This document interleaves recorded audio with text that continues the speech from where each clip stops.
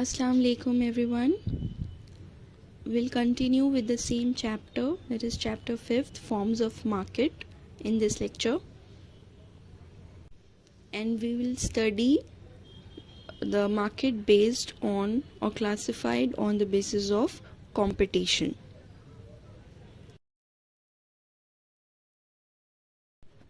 The first form of market that we'll study in detail is perfect competitive market. What is perfect competition? Perfect competition is an ideal and imaginary concept of market rather than an actual market. So, according to Mrs. Robinson, perfect competition prevails when the demand for the output of each producer is perfectly elastic. That is, according to Mrs. Robinson, there will be equal demand for all the products and services which is being produced by the seller or producer, which is not possible in reality. So that's why it's an imaginary concept. A perfectly competitive market is one in which the number of buyers and sellers is very large. All the buyers and sellers are engaged in buying and selling a homogeneous products which are identical without any restrictions. Moreover, both buyers and sellers possess perfect knowledge of the market condition.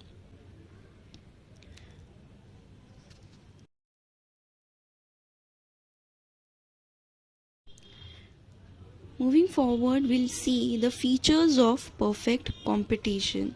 The first feature is large number of sellers and buyers. As we have seen in the meaning itself, in perfect competition, there are large number of buyers and sellers. Under perfect competition, there are large number of buyers and sellers. As mentioned earlier, each seller forms a negligible part in the total market. Because there are large number, single seller or single buyer is not in a position to influence the market. Hence, none of them is in a position to influence the price and supply in the market. And therefore, sellers are the price takers under perfect competition. The number of buyers is also large. The share of each buyer is so negligible that none of them is in a position to influence the price in the market. So there is no price maker in the market. Both the seller or the buyer are the price takers. Price is determined by both of them.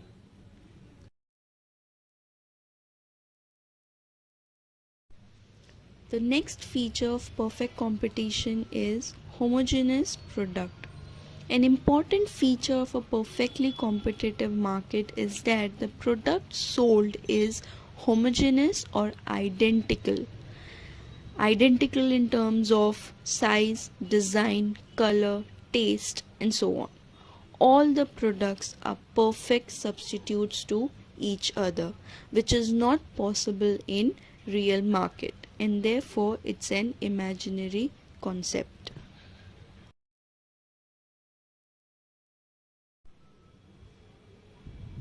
Free entry and exit. There are no barriers to the entry and exit of firms. Any firm can enter the market or quit the industry at its own will. If there is hope of profit, the firm will enter the market, and if there is a possibility of loss, the firm will leave the market. There is no legal or technological or financial barriers to the entry and exit of the firms. Anyone is free to enter the market or leave the market at its own will.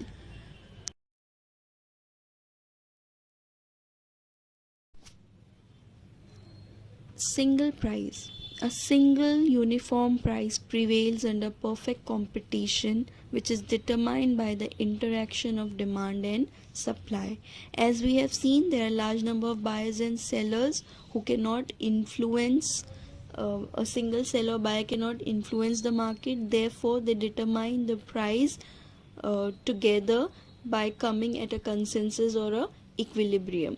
They decide a particular price which is favorable for both buyer and the seller, and that particular price prevails in the market. The buyers cannot influence the market, and at the same time sellers cannot influence as well. Both of them together form an equilibrium price, which is a single price that prevails across the market.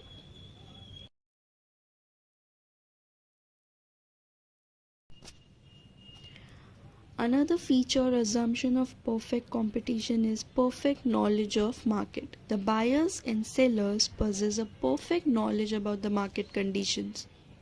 Every seller and buyer has the knowledge about price, quality, source of supply of product, and so on.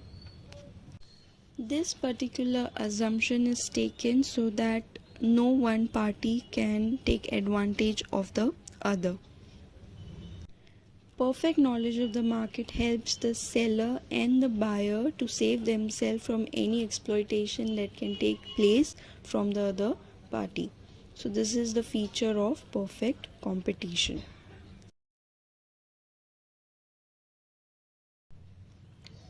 Perfect mobility of factors of production. There is perfect mobility of factors of production under perfect competition.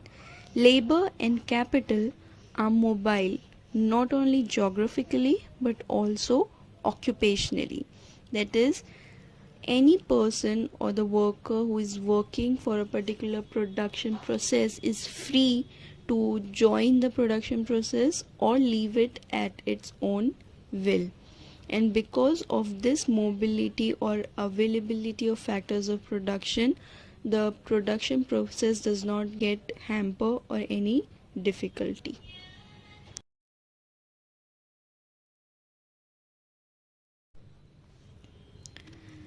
Absence of transport cost. In perfect competition, price is uniform because we assume that transport cost does not exist. This assumption will lead to uniformity in price. There is no transport cost because there are large number of sellers available across the market and there are large number of buyers, so there is no need for movement of goods and services. All the goods and services are homogeneous, so any product which is available in region A will be available in region B as well. So there is no transport of goods and services taking place, and therefore there will be no transport cost.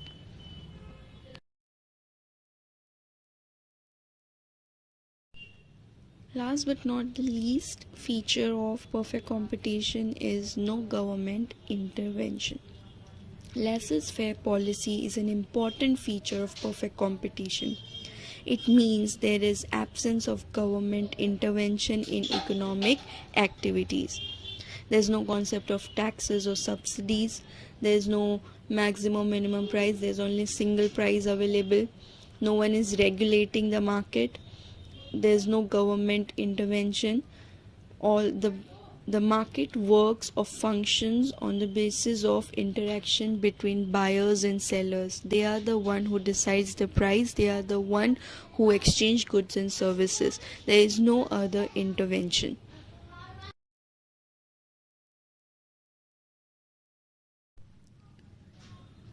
The next concept that we'll study in this lecture is price determination. How price is determined under perfect competition. The interaction of demand and supply determine the price of the commodity in perfect competition. This is known as equilibrium price. Alfred Marshall has compared the process of price determination to the cutting of cloth with a pair of scissors. Just as both the blades of scissors are required to cut the cloth, both the forces of demand and supply are essential to determine the equilibrium price in the market. We need two blades for cutting the cloth, and similarly we need both demand and supply in order to determine the price. This is how Alfred Marshall has compared both the concepts. Now we can understand this concept of price determination with the help of the given schedule. From the table we can draw conclusions like when price rises from rupees 100 to rupees 200, quantity demanded falls from 5000 kgs to 4000 kgs, whereas supply increases from 1000 kgs to 2000 kgs. This we have learned in the previous chapter. That is, when price increases, demand falls, and at the same time when price increases, supply also increases. This is because demand falls with rise in price and supply rises with a rise in price. This is the stage where demand is greater than supply. Next, when price rises to rupees 300, quantity demanded and quantity supplied become equal, that is 3000 kgs. This is the stage of equilibrium, where demand and supply become equal, and therefore rupees 300 becomes the equilibrium price, as highlighted in the table. The next stage is when price further rises from 400 to rupees 500, demand falls from 2000 kgs to 1000 kgs, and supply rises from 4000 kgs to 5000 kgs. Therefore, at this level, supply is greater than demand. The process of price determination can be explained with the help of diagram as well. X-axis represents the quantity demanded and the quantity supplied, whereas Y-axis represents the price. Demand curve is downward sloping from left to right, showing inverse relationship between price and quantity demanded, whereas supply curve is upward moving from left to right, which shows direct relationship between price and quantity demanded. E is the equilibrium point, where demand and supply curve intersect with each other. That is, at rupees 300, the equilibrium price of rupees 300, there will be equilibrium quantity of 3000 kgs. So in the given example, the equilibrium price is rupees 300 and equilibrium quantity is 3000 kgs. This is how the equilibrium price is determined by market demand and market supply.